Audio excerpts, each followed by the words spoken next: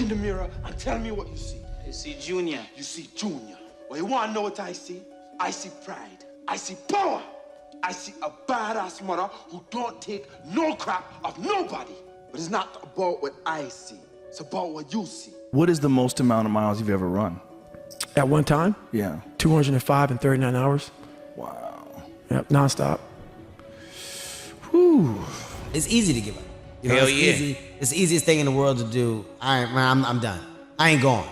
I ain't gonna keep going. Yeah, I don't feel like going to work. I'm done. Yeah, man. It's easy. It's very easy. But what's hard is going, yo, yesterday I got nothing from working as hard as I could. Nothing happened from that. I'm gonna do the same thing again today, but I'm gonna try to go harder. That's the hardest thing in the world. To get up every day and give 100% and be in the same position that you were each day, but mentally know that you're trying and trying and trying. That's a real grind. We surround ourselves around people that make us feel great, that tell us what we want to hear. The second we put ourselves amongst the uncommon people, we don't like that feeling, that challenging feeling of that person who's waking up at 3:30 in the morning and say, hey, put your shit on, we're going for a run. We don't like that challenge. We like that person who says, hey, you know what, man, I don't feel good today, man. And they say, oh, it's okay, brother. Take a day off, man. We'll get a pizza, shit, watch the game. We love that feeling. Why? Because you understand, man, we're good, bro. We don't want that motherfuckers like this. Hey, man, no, bro. Get your fucking shit on, man. Stop being a punk. A lot of guys who graduate buds, graduate this, graduate that, they get comfortable. They wonder why I'm getting weak, man. I don't know, I lost my edge. What's going on? Because once you hit the top of the fucking mountain, guess what happened?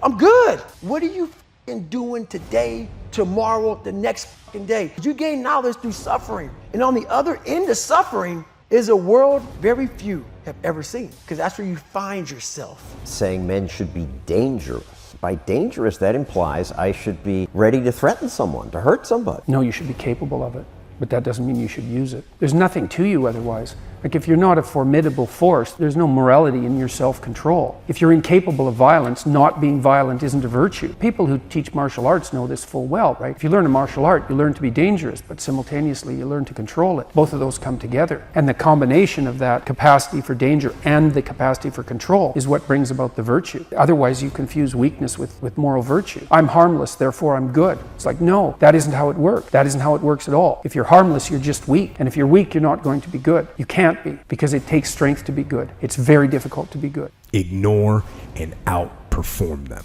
You see, while you're over there watching me and talking about me, I'm working hard. I'm taking things to the next level. You keep gossiping and I'll keep working. You keep talking smack and I'll keep working. You keep focusing on everything and everyone else and I'll keep working. And when you finally look around at where you are and where I'm at, you'll realize that you have nothing left to talk smack about. And you will lose and I will win. I was at the gym yesterday and a woman drove by me in a wheelchair at the gym. I was working out pretty hard and she wheeled by me, heavy-set lady in a wheelchair. I'd be honest with you, I watched her wheel past me. She inspired me. Do you know what courage it takes to get in your wheelchair and decide, I'm gonna go to the gym? She's heavy-set, awkward. That inspired me far more than the jacked up dude doing 60-pound curls. I mean, that's inspiring, but you see that. A woman in a wheelchair at a gym with her 2-pound dumbbells because her legs don't work, but she went in there anyway. And you know how insecure she was about going in there. She's the only person in a wheelchair. She doesn't know what she's gonna see, how people are gonna react to her. She's not in shape. She doesn't have her full makeup on and her little, halter top like the other girls in there. And she's right in there. I couldn't take my eyes off her. I couldn't take my eyes off her. And I ended up telling her. I left what I was doing. I walked over. I said, I just want you to know something. You're inspiring me. This is wonderful. Her face just lit up. The most inspiring person is the one overcoming the fear of doing something, not the person who's excellent at it. 2-3 hours over the course of a year. How much better are you getting? Most kids will play maybe an hour and a half, 2 days a week. It's not going to get it done. So if you're obsessively training 2-3 hours every single day over a year, over 2 years, you're going to accelerate. You make quantum leaps, man. If you're fat, it's unacceptable. Period. Unacceptable. Especially as a man. You don't get the privilege of selling feet pictures and being on OnlyFans or having someone take care of you. Like I always say, men live in a fact-based reality, which means performance is on you. So the easiest way to give yourself a one-up is fitness. Because let me tell you guys something. No one can give it to you and no one can take it away from you. The fruit of everything good in life begins with a challenge. Everything is uphill that's worthwhile. And it's not going to come to you, and it's not going to fall in your lap, and it's not going to be something that, oh my gosh, it just was so simple. It's always going to be difficult. You don't party, you don't do all this crazy stuff. Like, you're in your 20s, like, go live and be Right, free. right. I could do that if I wanted to. Yep. Because I have control over everything I do in my life, but there is so much out there. Why would I do what every other person is doing if I want a different outcome than everyone else has? It's either you have it or you don't. That sounds like excuses to me. I mean, you got to figure it out, right? If you really have an obsession to figure it out, you will figure it out, right? And every puzzle is constructed differently, right? AI's situation when he came into the league was different than mine.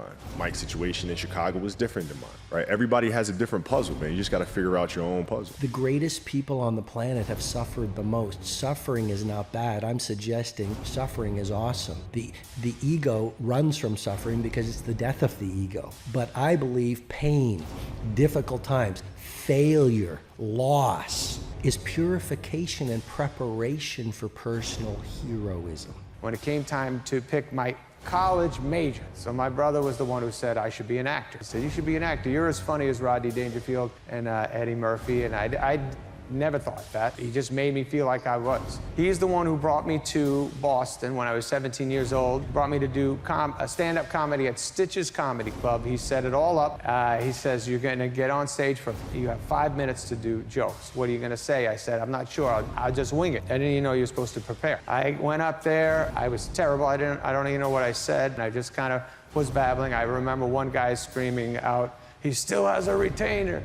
And for some reason on the way home, my brother made me feel like I had the best set of any comedian that night. And he was like, you just got to prepare next time, but they loved you. Don't mistake kindness for weakness. That saying exists for two reasons. One, because people do mistake kindness for weakness. People see someone that's nice and kind and they think, oh, that person's a pushover. So that's one reason that statement exists. The other reason that statement exists is they're saying don't do that because it's a mistake, because kindness is not weakness. In fact, kindness takes strength. When people are kind, it's because they're secure. What do you think happens when we die, Keanu Reeves?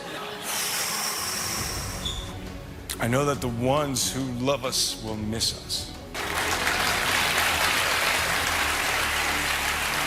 And we want it very fast. If you don't see results in the first 2 days or the first week, I'm done. That's the mentality of most people. The struggle is too real. We're not patient. In a world where you can Google the best restaurants around me right now, no one is patient. And for you to lose weight, for you to stop drinking, whatever the hell you're going through, it takes a lot of patience, a lot of time, and a lot of pitfalls, a lot of plateaus. You're gonna hit so many fucking plateaus. If you don't know how to get around that plateau, it's not gonna happen fast. Well, I think it's important to do things you don't like. I was very ashamed of my life story for a long time. I didn't want to go out and tell anybody shit about me. So that's why I had two people. I created one David Goggins and one Goggins. And I didn't want people to know that I had all these issues. But after a while, people start to give you these different taglines. Like, you're superhuman, you're amazing. I'm like, you don't know anything about me, man. I'm this insecure kid. And I started realizing there's a lot of people out here who are going through a lot of problems that I once tapped into. I had a whole bunch of issues growing up. And, I felt compelled to this, you know what? You gotta start sharing this stuff, man, because people see where you're at today. They see where you're at today. They see the man you are today, this hard, rock hard human being. Show these people where you come from. And I realized why I no longer judge people, why I no longer put people on a pedestal, because we're all f***ed up our own way. We all have demons. Some people hide them better than other people. So I know we all have them. But me knowing that, I know that most alpha males are very fragile, very fragile. They never want to see another person harder than them, especially in that kind of realm. The ego attachment. The ego,